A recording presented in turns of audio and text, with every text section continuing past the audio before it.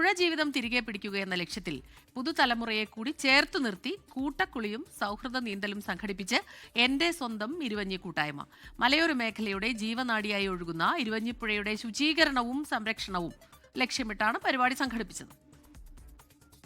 ജനപ്രതിനിധികളും സന്നദ്ധ സംഘടനകളും പുഴ സ്നേഹികളും ഉൾപ്പെടെയുള്ള നൂറുകണക്കിന് പ്രകൃതി സ്നേഹികൾ പരിപാടിയിൽ പങ്കാളികളായി. കുളിക്കടവുകളിൽ നീർനായയുടെ ആക്രമണത്തിൽ നിന്ന് രക്ഷ നേടുന്നതിന് ഉചിതമായ മാർഗങ്ങൾ സ്വീകരിക്കണമെന്ന് ചടങ്ങിൽ ആവശ്യമുയർന്നു.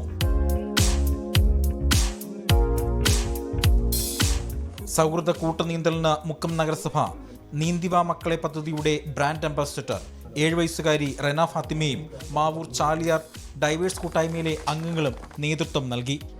പുഴ അന്വേഷണ സഞ്ചാരം, കൂട്ടക്കുളി, നീന്തൽ മത്സരം, ചൂണ്ടയിടൽ, ഫ്ലോട്ടിംഗ് കോൺഫറൻസ് തുടങ്ങിയിട്ടുള്ള ഒട്ടനവധി പരിപാടി കഴിഞ്ഞ 10 വർഷമായി നടത്തിക്കൊണ്ടിരിക്കുകയാണ്.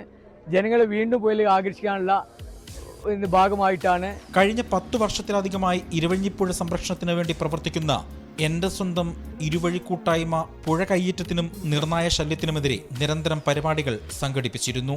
24 ലോകത്തെവിടെയായാലും ഏത് സമയത്തും 24 വാർത്തകളും ഓഗ്മെന്റഡ് റിയാലിറ്റി പാക്കേജുകളും എക്സ്പ്ലെയിനറുകളും വിശദമായി കാണാൻ ഞങ്ങളുടെ യൂട്യൂബ് ചാനൽ നിങ്ങൾക്ക് സബ്സ്ക്രൈബ് ചെയ്യാം.